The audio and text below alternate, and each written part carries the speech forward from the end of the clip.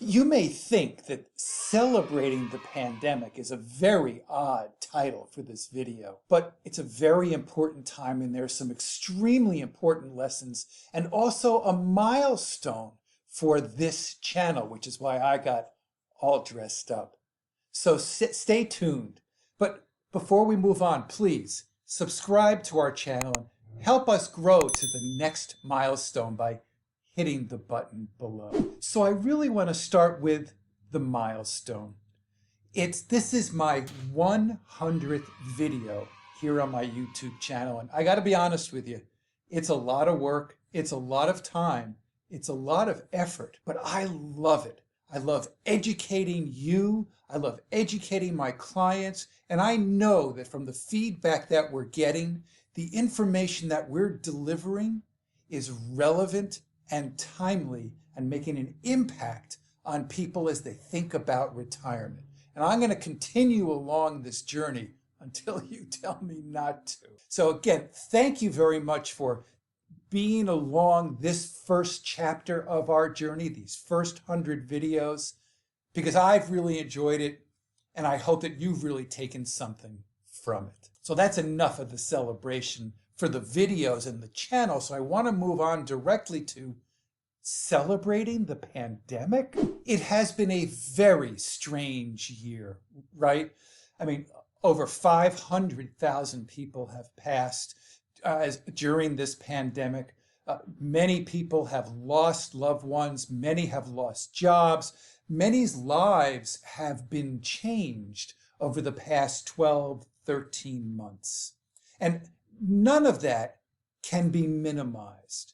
However, from a retirement planning, financial planning perspective, there are 4 really important lessons, 4 pieces of perspective that I think that you should take away from this past year, as it can help you to guide you to some of the decision making for your retirement planning looking forward. The very first piece of perspective is, if you will, is that I believe the pandemic has really been, for many who are approaching or considering retirement seriously, a glimpse into what it would look like in that next chapter. What do I mean by that?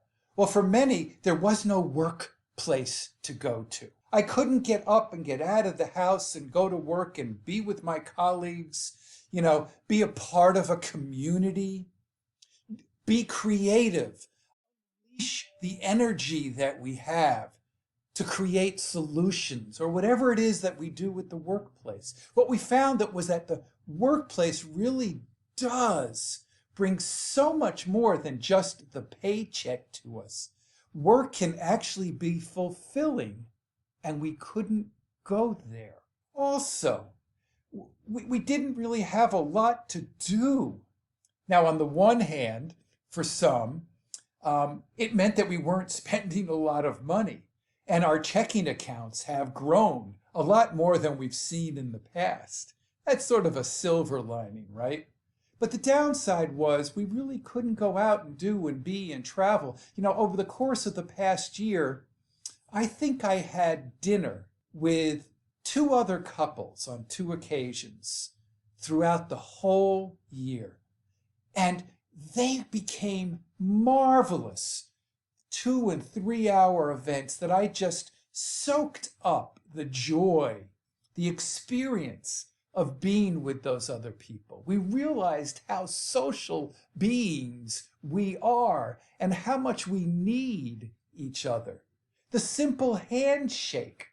I remember going to, I think it was the skin doctor, and at the end of the appointment, and this was just about a month or so ago, so already a year into the pandemic, he actually reached out his hand to shake me. Now, he had a glove on, okay? And I knew that, he had just put the glove on as a result of me coming in for my appointment, so I felt very comfortable with that. I'm a little cautious about it. And I shook his hand. And it was the first time in a year I had shaken anybody's hand. It felt so great, and I can't wait to get back to all of that. Another part of the pandemic is we were stuck in our houses for 24/7 with our spouse or partner, with not a lot of stuff to do, but to figure out how we were going to live together in this house in this new chapter.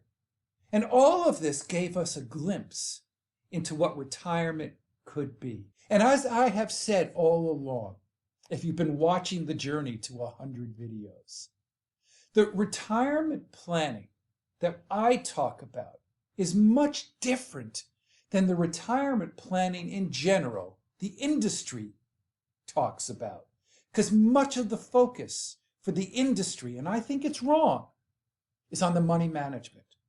What we've realized over the past year is that our sense of fulfillment, happiness, joy, the journey of the experience comes with the emotional side of retirement. And for many of my clients who do have enough money for their retirement, as they've found out during their time with us and putting together their retirement roadmap, where they now feel confident that they're on the right track, that it is that planning and the focus on the emotional side, the fulfilling side, which is really what life is all about, which is the real important part. And I think that's what we have to focus on. And I think this retirement glimpse as a result of the pandemic has changed a lot of folks' perspectives about this next chapter.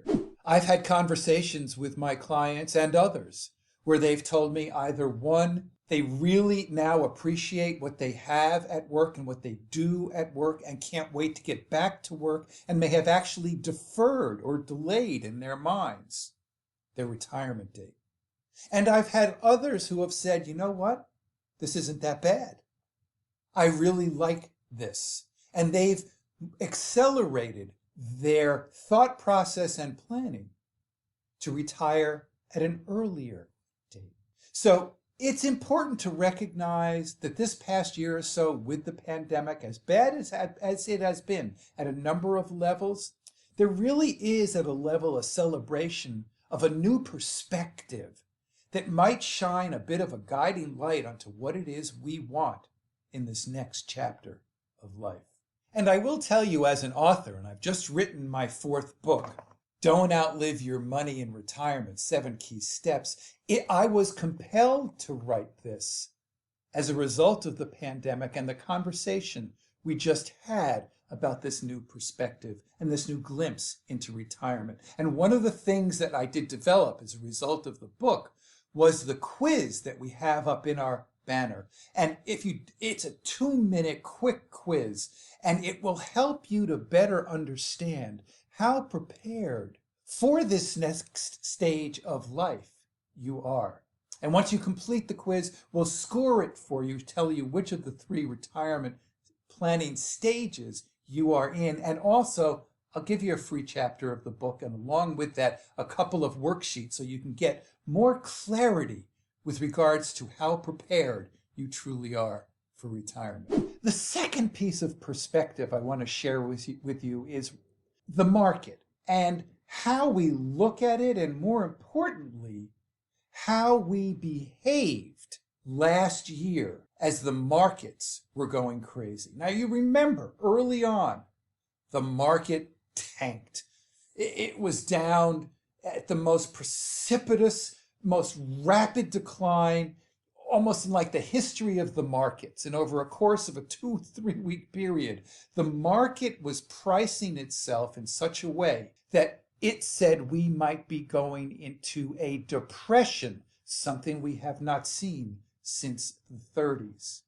But when the Fed and Congress acted so quickly to provide liquidity for us and the economy, that the markets decided, hey, listen, we're no longer going to go into depression. It looks like a quote unquote short-lived recession. And the market started an extraordinary recovery and an extraordinary rebound so quickly on the upside as much as it was on the downside. But how did you respond? How did you react? And that's the lesson here that we need to learn. Almost $1 trillion was taken off the table out of equity and equity funds in the market last year. And a majority of that did not go back in. It went into cash, it went into bond funds, as the market was just screaming on the upside. Yet we read the headlines and let those headlines direct how we were going to manage our money. We were managing via panic and fear. And as a result of having that money come off the table, many did not benefit from the rapid rise of the market, similar to what happened in 2008, when the market also had a significant decline and then took 2 to 3 years to come back. But those who got out of the markets at that time, maybe those who were closing in on retirement, never benefited from staying the course, having the discipline, doing the due diligence, having a plan to stay there and divorce the headlines from the way they manage their money. So if there's a lesson here, it is we've almost always, so far it's been always, I can't give you a guarantee for the future, but when the markets go down, they do come back up. Does it take 2 or 3 weeks for it to start the tipping point and come back up? Does it take a year or 2 years or 3 years? I can't give you that answer. But what I can tell you, and again, no guarantees here, but when it does go down, it does go back up. And the trend of the market forever has been on an upward direction. So don't let the headlines direct you in terms of how you manage your money. The third perspective that I think is really, really important is during election cycles. And this election cycle was tumultuous, right? Was it going to be the Democrats or the Republicans? There was a lot of turmoil in Washington.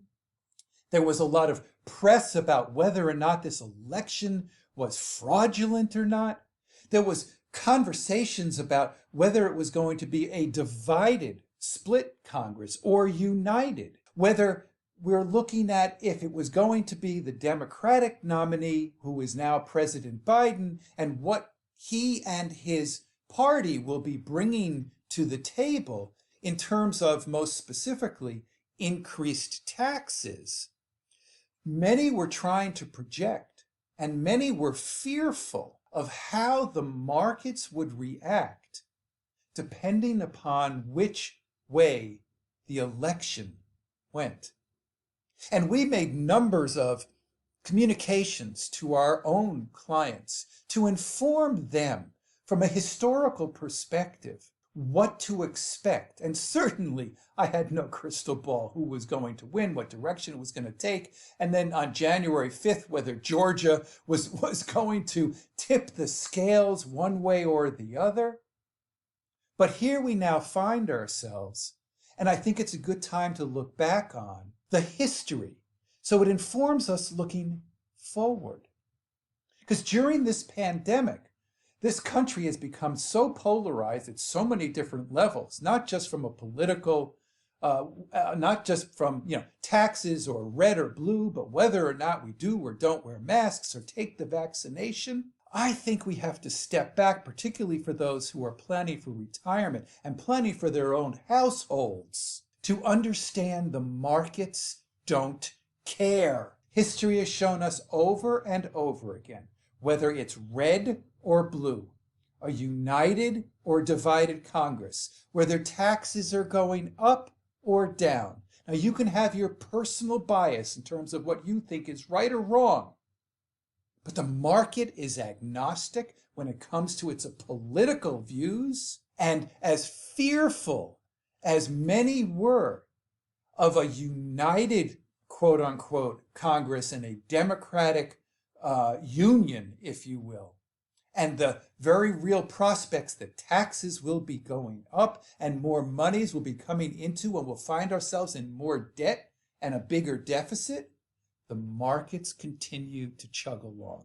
You need to understand this perspective. You need to divorce the headlines and your own personal views of politics or anything else as it relates to managing your money in retirement and the next election and the next election after that. Understand, take the panic down from a money management perspective because the markets are agnostic. The fourth and final perspective I want to share with you is the whole concept of planning. And certainly I've been preaching this for 100 videos now, right? Planning will provide you the confidence as to whether or not you are on track to pursue your retirement dreams, whether or not you are on that yellow brick road to retirement and avoiding the lions and tigers and bears, avoiding the taxes, poor money management, not taking care of your surviving spouse, not getting the proper one of the 567 different Social Security strategies. That's what your yellow brick road is all about, and that's what we show on our website at 55retire.com. But I think it's important for you to understand also, and this is where the perspective comes into play. And I've heard this and read this a couple of times now over the past year, how the impact of the market going down was the driving decision behind the way people were leading their lives. I'll tell you a particular story where there was a particular woman who saw that her 401k plan had gone down in value. And she decided as a result of that to not go on the vacation or take off the planning that vacation that she was going to take because her 401k had lost value. Now, she didn't sell that 401k and lock in the value. She was just taking a snapshot of what that 401k was worth. So if you're dependent upon, or your retirement planning is mostly focused on managing your money and asset allocation, do you have the right stocks, funds, whatever, you really will not find the confidence in your ability to pursue your retirement, because as the market goes up, you'll feel better.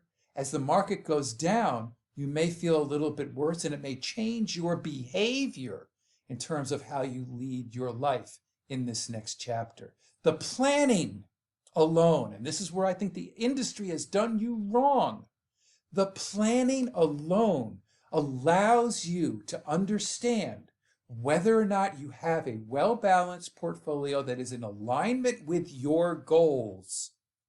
And regardless of whether markets are going up or down, we're constantly making minor adjustments to portfolios to reflect where you are in life and what your goals are. But it's the planning and the effort towards the planning that will dictate how happy, how confident you will be as you move into this next chapter. I believe you've worked really hard for this moment, retirement, and I really want you to enjoy it. And I think, therefore, it's important for you to take away these 4 points of perspective as we now celebrate this pandemic. I hope you've enjoyed this, and I truly hope that you enjoy the rest of your retirement journey.